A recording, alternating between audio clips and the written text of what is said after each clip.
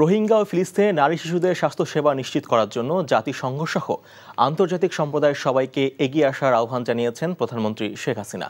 জনসংখ্যার বৈচিত্র্য এবং টেকসই উন্নয়ন বিষয়ক বৈশ্বিক সংলাপের উদ্বোধনী অনুষ্ঠানে তিনি এ আহ্বান জানান। নারী ও শিশুর প্রতি সহিংসতা রোধে সামাজিক আন্দোলনের কোনো বিকল্প নেই বলেও উল্লেখ করেন শেখ হাসিনা। রিপোর্টে জানাচ্ছেন নজরানা চৌধুরী।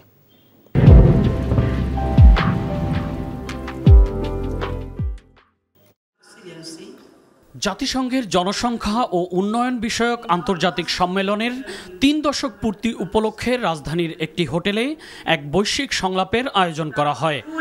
আয়োজক বাংলাদেশ, জাপান, বুলগেরিয়া ও ইউএনএফপি এর সাথে যৌথভাবে এই সংলাপের আয়োজন করে। প্রধানমন্ত্রী শেখ হাসিনা এর উদ্বোধনী অনুষ্ঠানে যোগ দিয়ে বলেন, তার সরকার বাংলাদেশের জনসংখ্যাকে জনসম্পদে রূপান্তরের লক্ষ্যে কাজ করে যাচ্ছে, আর তা পূরণে প্রাথমিক কাজ হিসেবে শিশু ও মাতৃমৃত্যুর হার কমিয়ে নিয়ে আসার জন্য কাজ করছেন বলেও উল্লেখ করেন তিনি। বাল্যবিবাহ, যৌতুক, নারীর প্রতি সহিংসতা রোধে সম্মিলিত সামাজিক আন্দোলনের কোনো বিকল্প নেই।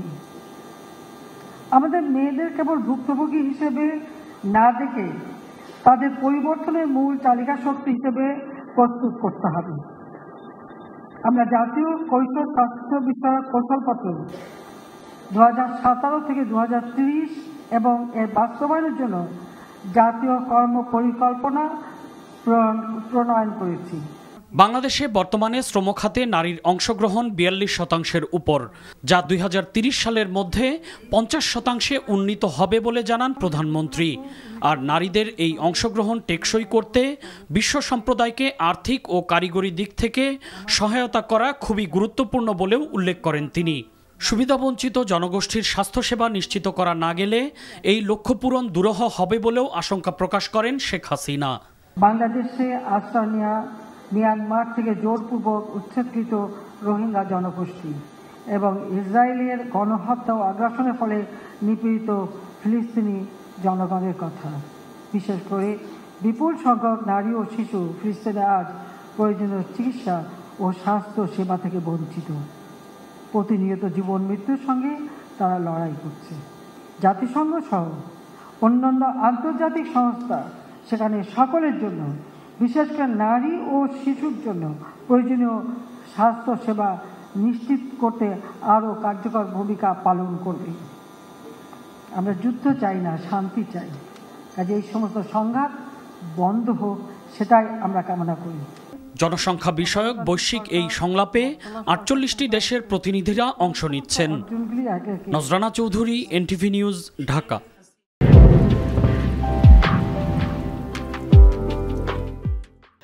আগামী 21 মে দ্বিতীয় ধাপে 158টি উপজেলা পরিষদ নির্বাচন অনুষ্ঠিত হবে। নির্বাচনী প্রচারণা চালিয়ে যাচ্ছেন প্রার্থীরা। গাইবান্ধার 3 উপজেলায় জমে উঠেছে নির্বাচনী প্রচারণা। সকাল থেকে গভীর রাত পর্যন্ত প্রার্থীরা কর্মী সমর্থকদের নিয়ে ছুটে চলেছেন ভোটারদের দ্বারে দ্বারে, দিচ্ছেন নানা উন্নয়নমূলক কাজের প্রতিশ্রুতি।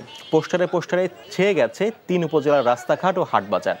এদিকে কুষ্টিয়ার কুমারখালী, মিরপুর, ভেড়ামারা ও দৌলতপুর উপজেলা পরিষদ নির্বাচনের প্রচারণায় ব্যস্ত সময় পার করছেন প্রার্থীরা। উপজেলার বিভিন্ন এলাকায় গণসংযোগ করছেন চেয়ারম্যান প্রার্থীরা। উন্নয়নে নানা প্রতিশ্রুতি এবং সবসময় পাশে থাকবেন এমন দাবি করে ভোটারদের কাছে ভোট চাচ্ছেন তারা।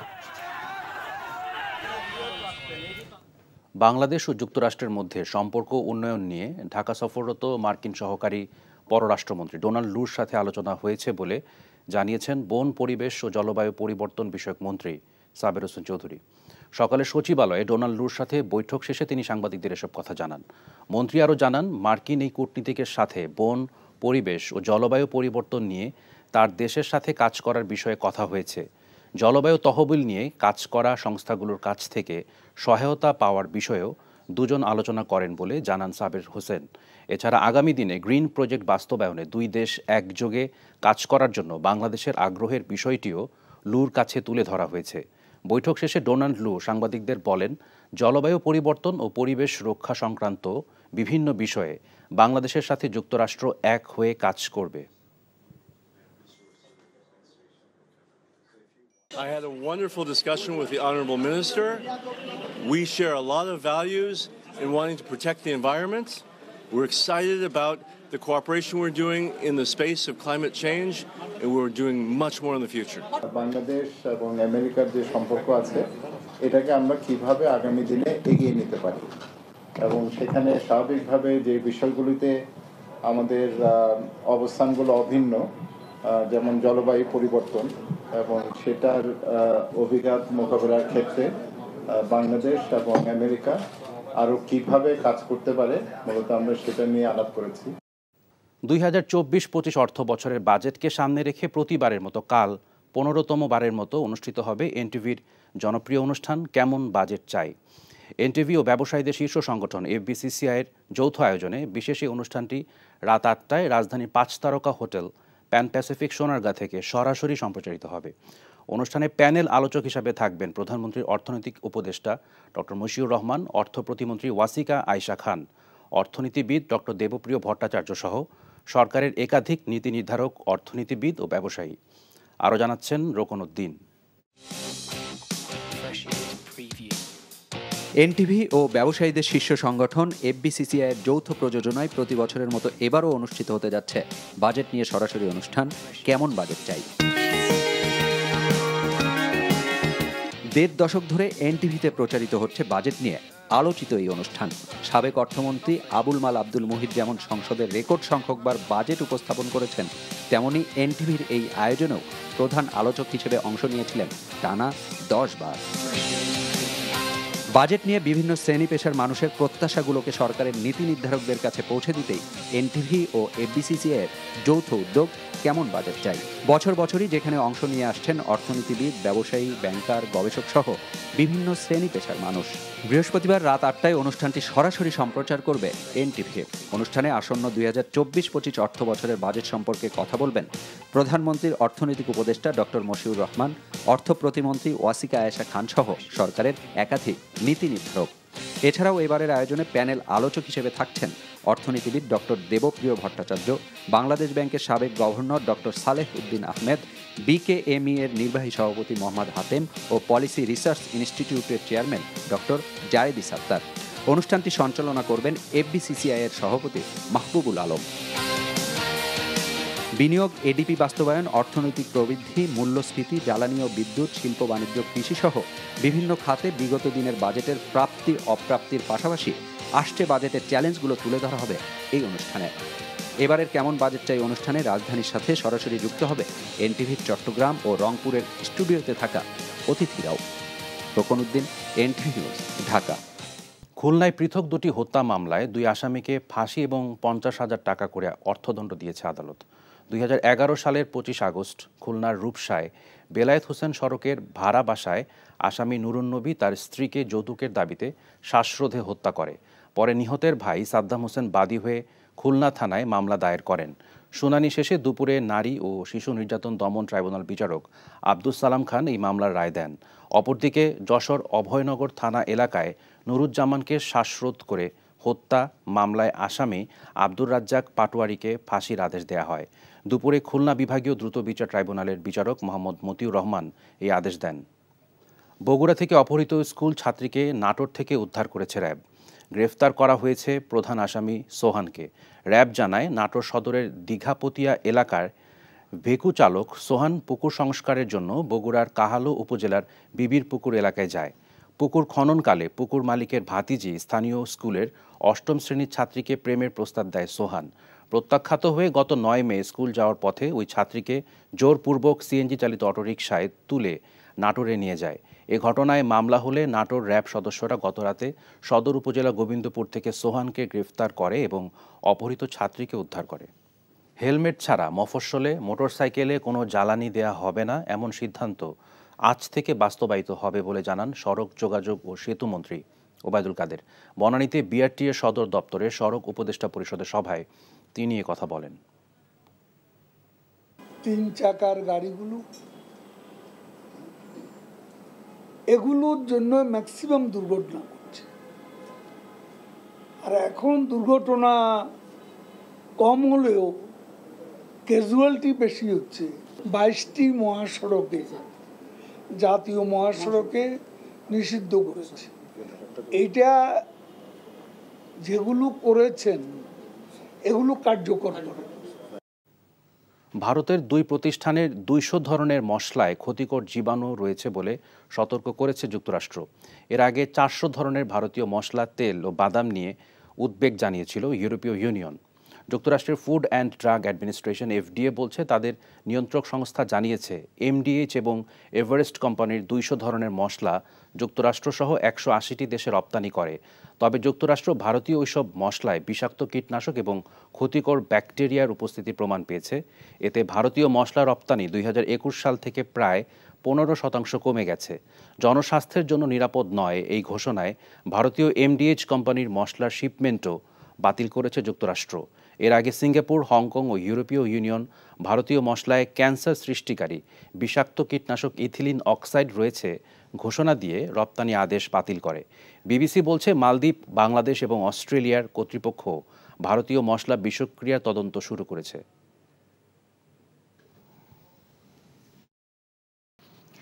রাজধানী ও 22টি মহাসড়কে ব্যাটারি বা যন্ত্রচালিত রিকশা চলাচল এবং জরুরি সেবা ছাড়া ভিআইপি হর্ন হুটার বাজানো বন্ধের নির্দেশ দিয়েছেন সড়ক পরিবহন ও সেতুমন্ত্রী ওবায়দুল কাদের। মফস্বলে মোটরসাইকেলে হেলমেট না থাকলে জ্বালানি না দিতে পাম্পগুলোকে নির্দেশ দেওয়া হচ্ছে। দুপুরে রাজধানীর বনানীতে সড়ক পরিবহন কর্তৃপক্ষ BRTA ভবনে সড়ক পরিবহন উপদেষ্টা পরিষদের প্রথম সভায় এমন সিদ্ধান্ত আসে, জানাচ্ছেন নিয়ামুল আজিজ সাদেক। সড়ক দুর্ঘটনায় প্রতিনিয়ত ঝরছে প্রাণ। BRTA-র গবেষণা বলছে কম গতির 3 হুইলার, মোটরসাইকেল এবং বেপরোয়া গতির কারণে হতাহতের ঘটনা বেশি ঘটছে। তবে বিষয়টির সঙ্গে দ্বিমত পোষণ করে সভায় পরিবহন শ্রমিক নেতা শাহজাহান খান বলেন, ঢালাওভাবে চালকদের দোষারোপ করা হচ্ছে। তার সঙ্গে সুর মিলিয়ে পরিবহন মালিক খন্দকার এনায়েতুল্লাহ বলেন, ফিটনেসবিহীন গাড়ি সম্পূর্ণ নিঃশেষ করতে প্রয়োজনে সহযোগিতা করবেন। আমি যখনই পেশাব দিই তখনই করে কি 2 ডিব্বা রং কিনা 500 টাকা দিয়ে রং মাইরা দিই সেই ভাঙাচুরা টিনটার উপরে। আমি চেয়ারম্যানকে বলছি এরকম কয়েকটা ধরে কেটে ফেলেন রাস্তার উপরে, দেখুক সবাই। পুলিশ একটা দায় ছাড়া গোছের একটা রিপোর্ট দিয়ে দেয় যে বেপরোয়া গাড়ি চালাচ্ছিল, সেই কারণে দুর্ঘটনা ঘটেছে। আমি সব ক্ষেত্রে এই যে সত্য এটাকে আমি বলবো না। সভায় কথা হয় উচ্চ শব্দ দূষণের ভয়াবহতা সম্পর্কে। ওবায়দুল কাদের বলেন, উচ্চ শব্দের হুটার সে সঙ্গে 3 হুইলার বন্ধে এখনই কার্যকর ব্যবস্থা নিতে হবে। আর ঢাকার মতো মফস্বলেও হেলমেট ছাড়া মোটরসাইকেল আরোহীকে জ্বালানি না দেওয়ার সিদ্ধান্ত বাস্তবায়নের নির্দেশ দেন। যে গাড়ি অ্যাক্সিডেন্ট করেছে তার বয়স 43 বছর। পৃথিবীতে আমি টেলিভিশনে লক্ষ্য করি আফ্রিকার ছোট ছোট দেশগুলো তাদেরও রাজধানী দেখা গাড়ি দেখি, কিন্তু এরকম লক্কর ঝক্কর এবং এইরকম গরিব গরিব চেহারা 3 চাকার গাড়িগুলো, এগুলোর জন্য ম্যাক্সিমাম দুর্ঘটনা ঘটছে। আর এখন দুর্ঘটনা কম হলেও ক্যাজুয়ালিটি বেশি হচ্ছে। 22টি মহাসড়কে, জাতীয় মহাসড়কে নিষিদ্ধ করেছে। এইটা যেগুলো করেছেন এগুলো কার্যকর করে। ঢাকার 2 সিটির মেয়ররা জানান, এসব সিদ্ধান্ত বাস্তবায়নে জায়গা এবং সার্বিক সহযোগিতা দেবেন তারা। Niamul Aziz Sadek, NTV news, Dhaka. এদিকে গোপালগঞ্জে নির্বাচন পরবর্তী সহিংসতায় নিহত যুবকের লাশ নিয়ে বিক্ষোভ মিছিল ও ঢাকা-খুলনা মহাসড়ক অবরোধ করেছে বিক্ষোভকারীরা। দুপুরে সর্বস্তরের জনগণের ব্যানারে সরকারি বঙ্গবন্ধু কলেজ ক্যাম্পাস থেকে এই বিক্ষোভ মিছিল বের হয়। মিছিলটি শহরের গুরুত্বপূর্ণ সড়ক প্রদক্ষিণ শেষে ঢাকা-খুলনা মহাসড়কে শহরতলির চেচানিয়াকান্দি এলাকায় গাছে গুড়ি ফেলে এবং আগুন জ্বালিয়ে বিক্ষোভ করতে থাকে। পরে জেলা প্রশাসক গিয়ে আশ্বাস দিলে 1 ঘণ্টা পর অবরোধ তুলে নেন বিক্ষোভকারীরা। মঙ্গলবার রাতে প্রথম ধাপে উপজেলা নির্বাচনে সদর উপজেলার সদ্য বিজয়ী চেয়ারম্যান কামরুজ্জামান ভূঁইয়া টুটুলের সমর্থক এবং পরাজিত প্রার্থী BM লিয়াকত আলীর সমর্থকদের মধ্যে সংঘর্ষে ওয়াসিকুর ভূঁইয়া নামে এক যুবক গুলিবিদ্ধ হয়ে নিহত হয়। শাহজালাল বিজ্ঞান ও প্রযুক্তি বিশ্ববিদ্যালয়ে এক শ্রমিকের মরদেহ উদ্ধার করেছে পুলিশ। বিশ্ববিদ্যালয়ের প্রক্টর অধ্যাপক ডক্টর কামরুজ্জামান চৌধুরী জানান, তিনি একজন ঠিকাদারের অধীনে বিশ্ববিদ্যালয়ের উন্নয়ন কাজে নিযুক্ত ছিলেন। বৈদ্যুতিক তারে জড়িয়ে তার মৃত্যু হতে পারে বলে ধারণা পুলিশের। মরদেহ ময়নাতদন্তের জন্য সিলেট এমএজি ওসমানী মেডিকেল কলেজের মর্গে পাঠানো হয়েছে। এ ঘটনার সুষ্ঠু তদন্তে 5 সদস্যের কমিটি গঠন করেছে বিশ্ববিদ্যালয় প্রশাসন। U.S. Assistant Secretary of State for South and Central Asian Affairs Donald Lu has said Washington wants to deepen bilateral cooperation with Dhaka. Lu had a courtesy meeting with Foreign Minister Hassan Mahmood at his office today, during which they discussed ways to deepen relations between the two countries. U.S. Ambassador to Bangladesh Peter Hurst, among others, was present. Lu had also a meeting with Environment, Forest and Climate Change Minister Sabir Hossain Chaudhary and separately discussed bilateral issues. Sabir said the discussions explored avenues to bolster the relationship between Bangladesh and the U.S. without dwelling on past issues.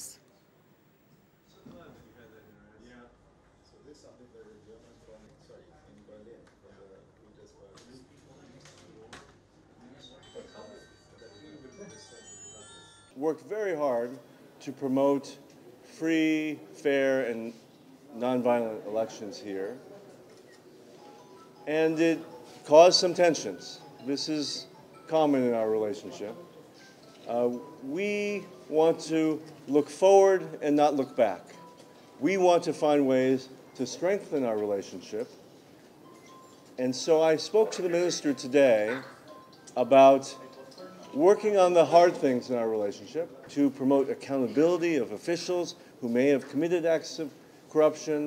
And we recently were invited by the minister to help Bangladesh broaden its tax base so that all Bangladeshis are paying their fair share.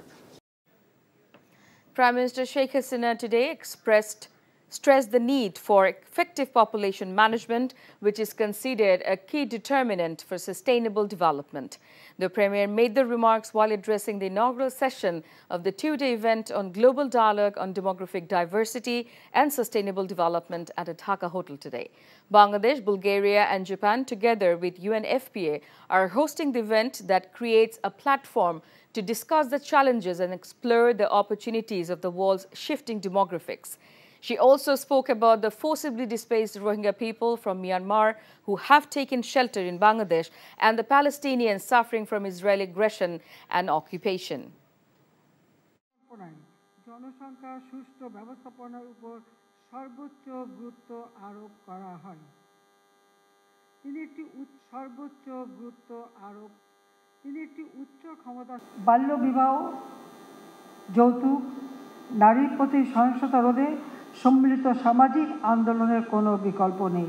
আমাদের মেয়েদের কেবল ভুক্তভোগী হিসেবে না দেখে তাদের পরিবর্তনের মূল চালিকা শক্তি হিসেবে প্রস্তুত করতে হবে। আমরা জাতীয় কৈশোর স্বাস্থ্য বিষয়ক কৌশলপত্র 2017 থেকে 2030 এবং এর বাস্তবায়নের জন্য জাতীয় কর্ম পরিকল্পনা প্রণয়ন করেছি। BNP senior leader Nazrul Islam Khan said an attempt is being made to increase the forex reserve through taking loan, but it's not actual reserve. He made the remarks while addressing a discussion organized by Labour Party at National Press Club today. The BNP leader also said the ruling regime has made Bangladesh's economy relying on debt. Though per capita income has increased, ordinary people's living standard has been worsened by the regime's plundering. Nazrul alleged Indians working in Bangladesh are taking away the hard-earned remittances which are sent by Bangladesh expatriates. আমাদের reserve কমছে, এটা বাড়ার কোনো লক্ষণ কেউ দেখছে না। ঋণ করে বাড়ানোর চেষ্টা হচ্ছে। বাংলাদেশ ব্যাংকের রেফারেন্স দিয়ে বলা হচ্ছে যে তারা আশা করছে যে IMF এর পরের কিস্তিটা পেলে রিজার্ভটা কিছু বাড়বে। তার মানে ঋণ করে রিজার্ভ বাড়ানো, এটা কতটা রিজার্ভ ভাবা দরকার। আমার সম্পদ কত, এটা বৃদ্ধি দেখানোর জন্য যদি আমাকে ঋণ করে দেখাতে হয়, তাহলে এটা আসলে প্রকৃতপক্ষে কোনো বৃদ্ধি না। বাংলাদেশের দ্বাদশ জাতীয় সংসদ নির্বাচন ইস্যু পেছনে ফেলে যুক্তরাষ্ট্র সামনের দিকে তাকাতে চায় বলে মন্তব্য করেছেন যুক্তরাষ্ট্রের দক্ষিণ ও মধ্য এশিয়া বিষয়ক সহকারী পররাষ্ট্রমন্ত্রী ডোনাল্ড লু। দুপুরে পররাষ্ট্রমন্ত্রী ডক্টর হাসান মাহমুদের সঙ্গে তার মন্ত্রণালয়ে সৌজন্য সাক্ষাৎ শেষে ব্রিফিংয়ে একথা বলেন। এদিকে ডোনাল্ড লুর সঙ্গে ফলপ্রসূ আলোচনা হয়েছে দাবি করে পররাষ্ট্রমন্ত্রী ডক্টর হাসান মাহমুদ জানিয়েছেন, দেশের অর্থনীতিকে শক্তিশালী করতে সহযোগিতা করতে চায় যুক্তরাষ্ট্র। একই সঙ্গে কিছু শর্ত সাপেক্ষে জিএসপি সুবিধা ফেরত দিতে যুক্তরাষ্ট্র সম্মত বলে জানান তিনি। রিপোর্ট করছেন জুনায়েদ আল হাবিব। বাংলাদেশের দ্বাদশ জাতীয় সংসদ নির্বাচন অবাধ, সুষ্ঠু ও নিরপেক্ষ করার লক্ষ্যে বেশ তৎপর ছিল যুক্তরাষ্ট্র। পরবর্তীতে নির্বাচন নিয়ে প্রশ্ন তুললেও নতুন সরকারের সাথে কাজ করার কথা জানায় যুক্তরাষ্ট্র সরকার। এরই ধারাবাহিকতায় ডোনাল্ড লুর এই ঢাকা সফর। পররাষ্ট্রমন্ত্রীর সাথে সাক্ষাৎ শেষে লু বলেন, গত বছর দুদেশের মধ্যে অস্বস্তি ছিল। যুক্তরাষ্ট্র বাংলাদেশে পক্ষপাতহীন, সুষ্ঠু ও সহিংসতামুক্ত নির্বাচন অনুষ্ঠানে কাজ করে গেছে। এখন পেছনে না তাকিয়ে দুদেশের সম্পর্ক এগিয়ে নিতে চায় তার দেশ। I visited Bangladesh these last 2 days in order to try to rebuild the trust. আমাদের লোকজনের মধ্যে বিশ্বাস পুনর্নির্মাণের জন্য আমি গত 2 দিন ধরে বাংলাদেশ সফর করছি। যুক্তরাষ্ট্র বাংলাদেশে অবাধ, সুষ্ঠু ও সহিংসতামুক্ত নির্বাচন অনুষ্ঠানের জন্য কঠোর পরিশ্রম করেছিল। আমরা সামনের দিকে তাকাতে চাই, পেছনের দিকে নয়। We want to build up the cooperation we have on positive issues. পররাষ্ট্রমন্ত্রী জানান, বাংলাদেশের অর্থনীতিকে শক্তিশালী করতে সহযোগিতা করার আগ্রহ প্রকাশ করেছে যুক্তরাষ্ট্র। একই সঙ্গে জিএসপি সুবিধা ফিরিয়ে দেয়া, র্যাবের উপর নিষেধাজ্ঞা প্রত্যাহার সহ গুরুত্বপূর্ণ বিষয়ে দেশটির সহযোগিতার আশ্বাস পাওয়া গেছে। আমাদের বিজনেস বাস্কেটকে আরও ওয়াইডেন করার জন্য যেই জিএসপি ফ্যাসিলিটি আমরা আগে এনজয় করতাম, এখন করি না, সেটি তারা ফিরিয়ে দিতে চায়। তবে সেই জন্য আমাদের লেবার পলিসিটা একটু রিভিউ করতে হবে, যেটা আমরা রিভিউ করছি। 2026 সালে ডেভেলপিং কান্ট্রিতে গ্রাজুয়েট করতে যাচ্ছি। এখন যে এক্সিস্টিং ফ্যাসিলিটিস আমরা ইন্টারন্যাশনাল ট্রেড অ্যান্ড কমার্সের ক্ষেত্রে এনজয় করি, সেগুলো অনেক কিছু আমাদের থাকবে না। সেই চ্যালেঞ্জ মোকাবেলা করার ক্ষেত্রে তাদের সহযোগিতা চেয়েছি। সরকারের স্বচ্ছতা ও সরকারি কর্মকর্তাদের জবাবদিহিতার মাধ্যমে দুর্নীতির বিরুদ্ধে দুই দেশ একসাথে কাজ করবে বলেও জানান পররাষ্ট্রমন্ত্রী। ধন্যবাদ। জুনায়েদ আল হাবিব, এনটিভি নিউজ, ঢাকা। জলবায়ু পরিবর্তনের প্রভাব মোকাবেলায় যৌথভাবে কাজ করবে বাংলাদেশ, যুক্তরাষ্ট্র। পরিবেশ ও বনমন্ত্রী সাবের হোসেন চৌধুরীর সাথে যুক্তরাষ্ট্রের সহকারী পররাষ্ট্রমন্ত্রী ডোনাল্ড লুর বৈঠকে এই সিদ্ধান্ত হয়। সেই সাথে স্মার্ট কৃষি, অভিযোজনে অর্থায়ন ও প্রযুক্তি বিনিময় সহ টেকসই উন্নয়নের সার্বিক সহায়তারও প্রতিশ্রুতি দিয়েছে যুক্তরাষ্ট্র। তামজিদ সুমনের রিপোর্ট। সচিবালয়ে পরিবেশ ও বনমন্ত্রীর সাথে বৈঠক করেন ডোনাল্ড লু। বৈঠকে জলবায়ু পরিবর্তনের প্রভাব মোকাবেলায় বাংলাদেশ ও যুক্তরাষ্ট্র একসাথে কাজ করার বিষয়ে আলোচনা হয়। বৈঠক শেষে মার্কিন সহকারী পররাষ্ট্রমন্ত্রী জানান, আলোচনা ফলপ্রসূ হয়েছে। I had a wonderful discussion with the Honorable Minister. We share a lot of values in wanting to protect the environment. We're excited about the cooperation we're doing in the space of climate change, and we're doing much more in the future. সাবের হোসেন চৌধুরী বলেন, শুধু আর্থিক নয়, যুক্তরাষ্ট্রের কাছে প্রযুক্তিগত সহায়তা চাওয়া হয়েছে। স্যাটেলাইট প্রযুক্তির মাধ্যমে প্রাপ্ত তথ্য বাংলাদেশ যেন পেতে পারে, সেই অনুরোধও জানানো হয়েছে। আমাদের আগামী দিনের আমাদের যে সহযোগিতা, সেটাকে হয়তো আমরা একটা কাঠামোর মধ্যে আনার চেষ্টা করব। 3, 4 বা 5 বছরের একটা কর্মসূচি হয়তো আমরা নিব। জলবায়ু অর্থায়নের যে বিষয়টা আছে, যে এমডিবি, যেমন বিশ্ব ব্যাংক আছে, এডিবি আছে, তাদের আগামী দিনে তারা কিভাবে অর্থায়ন করবে জলবায়ুতে, এটা কিন্তু একটা বড় বিষয়। চাহিদাটা ছিল $1 বিলিয়ন, এখন চাহিদাটা চলে যাচ্ছে $1 ট্রিলিয়ন। আমেরিকার প্রাইভেট সেক্টরেরও বাংলাদেশে তাদের আগ্রহ আছে, এবং আগামী দিনে এই বিষয়গুলো আমরা কিভাবে সামনের দিকে এগিয়ে নিয়ে যাব। এছাড়া জলবায়ু তহবিল গঠনে বাংলাদেশের চাহিদা ও অগ্রাধিকার তুলে ধরা হয়েছে বলেও জানান মন্ত্রী। শুধু আর্থিক সহায়তা না, আমরা আমাদের সক্ষমতা বাড়ানোর জন্য আমরা আধুনিক প্রযুক্তির উপরে জোর দিয়েছি। আগামীতে হয়তো তারা দক্ষিণ এশিয়াতেও সেই স্যাটেলাইটের তথ্যগুলো আমরা পেতে পারি। তো সেটা যখন হবে পর্যায়ক্রমে, সেখানে বাংলাদেশের বিষয়টাও তারা বিবেচনা করবে। মন্ত্রী বলেন, বৈঠকে নাসার দেয়া আবহাওয়ার তথ্য বাংলাদেশকে বিনামূল্যে দেওয়ার প্রস্তাব দেওয়া হয়েছে। এর মাধ্যমে হিমালয়ের বরফ গলে যাওয়া, সমুদ্রে পানির উচ্চতা বৃদ্ধি ও দূষণ সহ বিভিন্ন তথ্য পাওয়া যাবে বলে জানান মন্ত্রী। Tamjid Suman, NTV news, Dhaka. জলবায়ু পরিবর্তনের প্রভাব মোকাবেলায় বর্তমান সরকারের পদক্ষেপের কারণে দরিদ্র ও প্রান্তিক জনগোষ্ঠীর দুর্বলতা হ্রাস পেয়েছে বলে জানিয়েছেন প্রধানমন্ত্রী শেখ হাসিনা। সকালে রাজধানীর ইন্টারকন্টিনেন্টাল হোটেলে প্রধানমন্ত্রীর সাথে জাতিসংঘ জনসংখ্যা তহবিলের নির্বাহী পরিচালক এবং জাতিসংঘের under secretary general doctor Natalia Kanem সৌজন্য সাক্ষাৎ করতে গেলে তিনি একথা বলেন। প্রাকৃতিক দুর্যোগের ক্ষেত্রে বাংলাদেশে হতাহতের হার কমেছে বলেও উল্লেখ করেন প্রধানমন্ত্রী।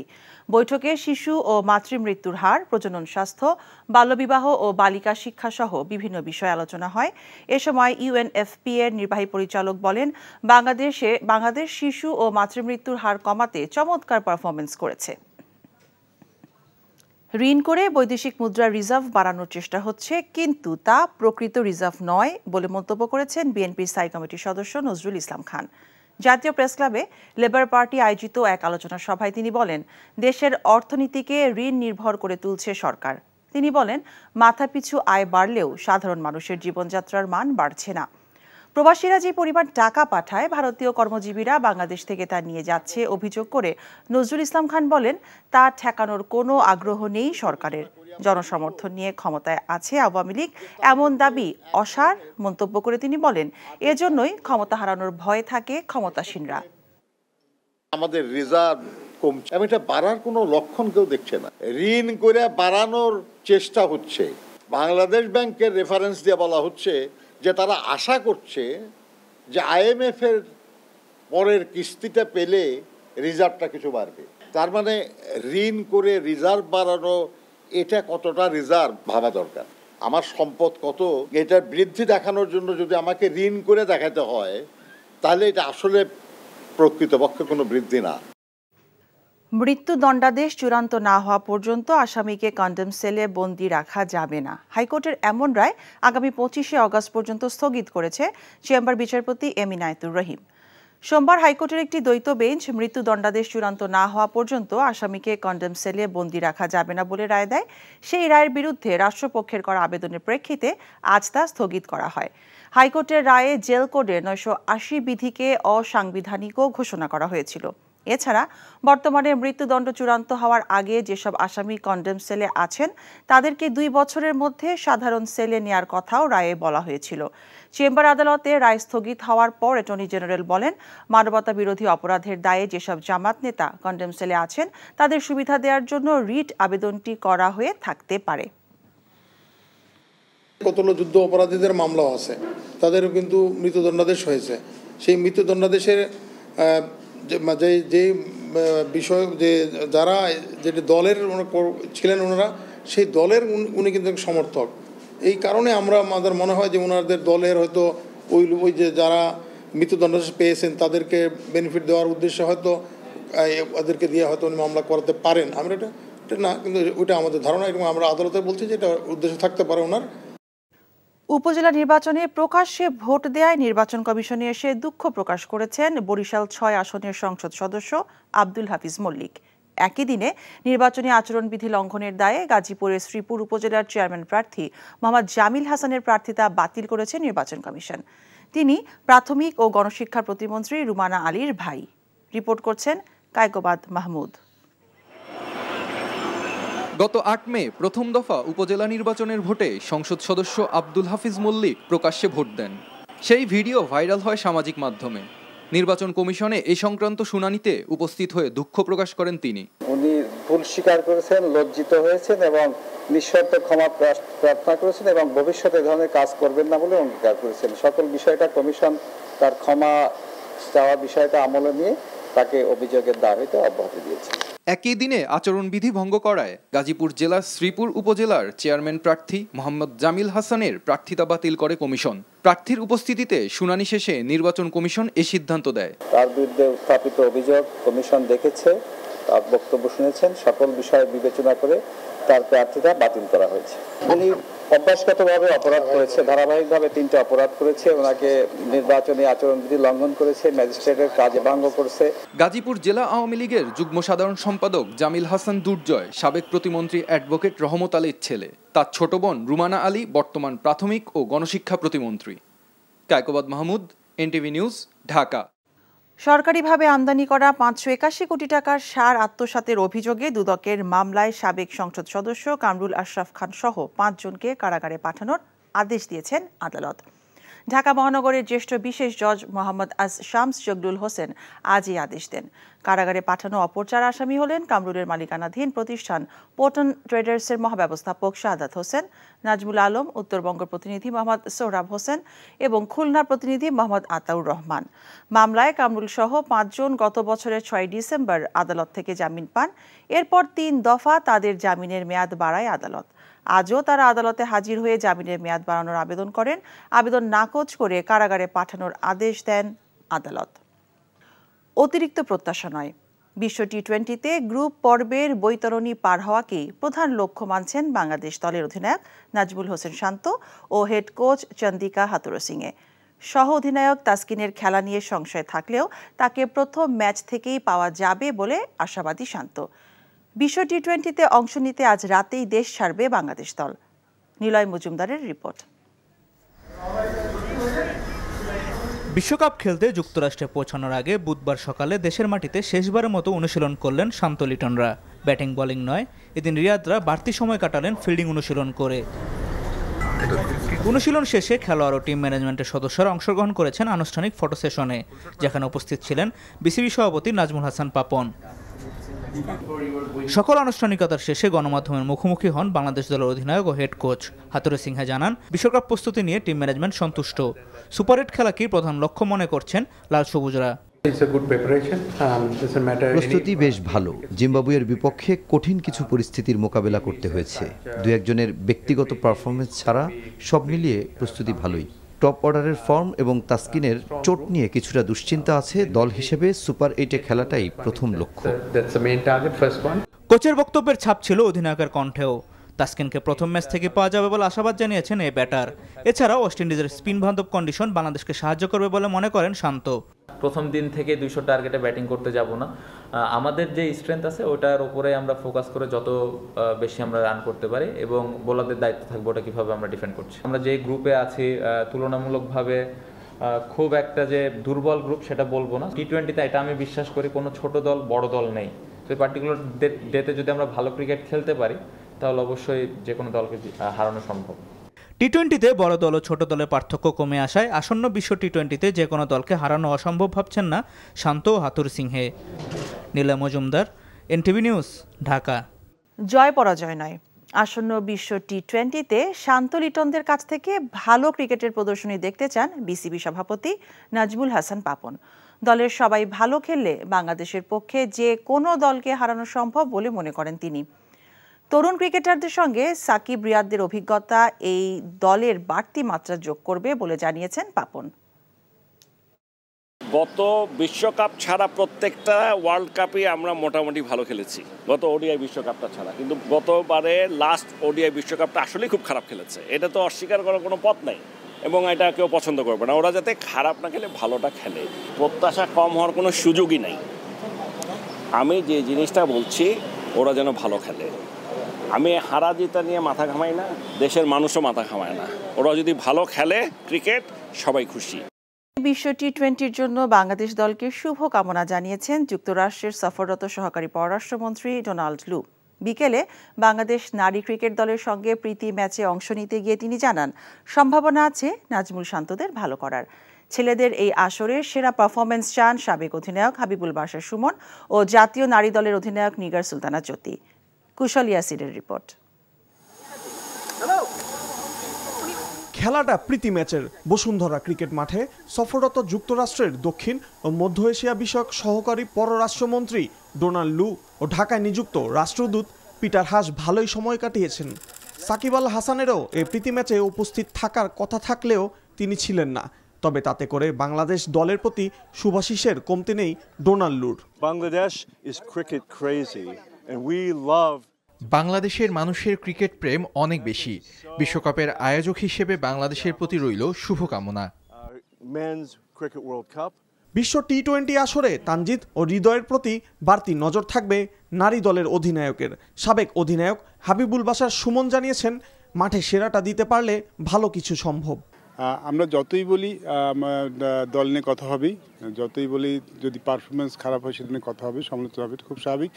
বাট দল যখন কোনো টুর্নামেন্ট খেলতে যায় তখন ডেফিনেটলি একটা লক্ষ্য নিয়ে যায়।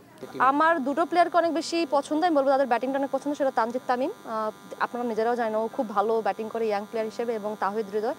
দুজনে বলবো যে টি-20 ফরম্যাটটাকে যেভাবে ওনারা বলবো যে কাইন্ড অফ ডমিনেট খেলছেন, সো এই দুজন প্লেয়ারকে আমি আসলে ওয়ার্ল্ড স্টেজে দেখতে চাই তারা কিভাবে বাংলাদেশের জন্য পারফর্ম করে। আসলে বাংলাদেশের প্রথম প্রতিপক্ষ শ্রীলঙ্কা। কুশল ইয়াসির, এনটিভি নিউজ, ঢাকা।